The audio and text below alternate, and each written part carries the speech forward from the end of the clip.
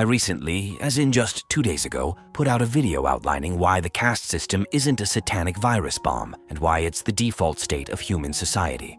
The TLDR of which is that when the barriers for entry between career fields are removed and competition becomes democratized across the entire system, then you get a mass exodus of ambition and talent from the essential but low status fields like the skilled trades and manufacturing, since everyone wants to be a lawyer and not a plumber because you can brag to your friends, family, and romantic prospects about the former and not the latter, and the former makes anywhere from 5 to 10 times the salary on the high end. Basically, everyone wants money and status, and when the only barrier for entry into high-pay, high-status fields is merit, then merit becomes a direct and potent threat to those already occupying said fields, and hence the implementation of policies to artificially restrict access to the big boys club to those who've proven themselves compliant with their existing agendas. And this dynamic holds for every other form of competitive market as well, from dating to media to global politics. Those with the power and leverage will gravitate towards the areas of greatest advantage, creating increasingly tiny pockets of abundance amidst growing pools of poverty. This creates tensions, divisions, and eventually disunity between what should otherwise be commonly united factions: men versus women, employers versus their employees, business versus their customers, etc. Again, there's always been a level of competitive tension between these groups, but the intensification of competition and the consequent conglomeration of wealth and power on one side have severed the codependent bonds which prevented these from escalating into open hostility. I've long held the opinion that civilization, by necessity, trains people for compliance rather than competence, and subsequently rewards obedience over merit. To further enunciate my argument thus, here's an excerpt from Ted Kaczynski, aka the Unabomber's expertly crafted manifesto, paragraph 143 in toto. Quote, "Since the beginning of civilization, organized societies have had to put pressures on human beings for the sake of the function of the social organism. The kinds of pressures vary greatly from one society to another. Some are physical, poor diet, excessive labor, environmental pollution. Others are psychological, noise, crowding, forcing human behavior into the mold that society requires. In the past, human nature has been approximately constant, or at any rate has varied only within certain bounds. Consequently, societies have been able to push people only up to certain limits. When the limit of human endurance has been passed, things start going wrong. Rebellion, crime, corruption, evasion of work, depression or other mental problems, elevated death rate, declining birth rate, or something else, so that either society breaks down or its functioning becomes too inefficient, and it is, quickly or gradually through conquest, attrition, or evolution, replaced by some more efficient form of society." He continues along this train of thought for some while, but I'm just going to pick up one last point from paragraph 155. "Our society tends to regard as a sickness any mode of thought or behavior that is inconvenient for the system, and this is plausible because when an individual doesn't fit into the system, it causes pain to the individual as well as problems for the system. Thus, the manipulation of an individual to adjust him to the system is seen as a cure for a sickness, and therefore as good." Now, while I obviously don't condone where Ted ultimately wound up taking his points, I could make an entire series dissecting his manifesto, as it's a near-perfect deconstruction of the industrial world and its problems, which is why I strongly suggest you go and read it yourself.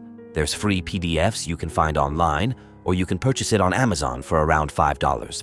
But as for my actual point, much ado has been made of our world's chronic consummation issues. Nobody seems to be able to even so much as get a handle on what's causing it, never mind how to correct it. Well, I think the reasons, both for the collapse and for our elite's utter impotence to stop it, are quite simple. It's because humans simply aren't evolved to live in the world we've created. Is it any surprise that communistic sentiments arise as soon as we've uprooted the traditional systems of social organization? Although it is also worth noting that the democratization of labor and education I mentioned earlier only really started around the 1960s. Totally coincidentally, I'm sure, it was also around this same period that we saw a mass exodus of women from the home and marriage into the workforce. And also, I'm sure it's a complete freak accident that the same decade as methods of contraception became widespread, that American fertility dropped below replacement levels for the first time in nearly a century. I'll spare you my intricate cross-sectional analysis on the mating and dating markets, mainly since there's entire sections of YouTube now dedicated to doing precisely that, and there's nothing I have to say that one of them already hasn't. So my point for right here is instead to try to connect national servility to decreasing fertility. And the way to do this is very easy. Women aren't attracted to servile, submissive men who passively go along with whatever they're told.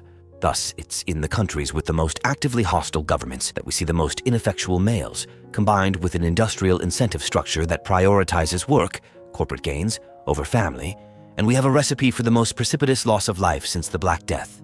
And for anyone who thinks that's hyperbole, I encourage you to research the stats and data yourself. Don't just take some guy on the internet's word for it. However, do keep in mind that many of the big-name groups, especially the governments, involved with studying and reporting these numbers have every possible incentive in the book to fudge their lines in an upward direction.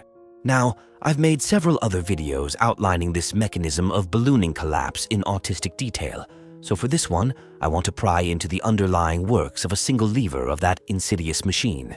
That which I believe also underscores the withering demise of civilization by its own hand.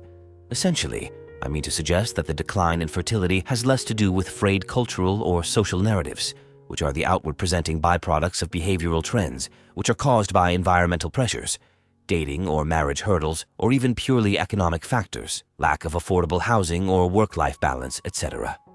Put simply, I believe that lower fertility is correlated strongly with greater servility in the population. Think about it. Look at this map and see which areas have the lowest fertility. Now cross-reference that with those which have the strongest "don't tread on me" attitudes, and I think you can start to see what I'm getting at.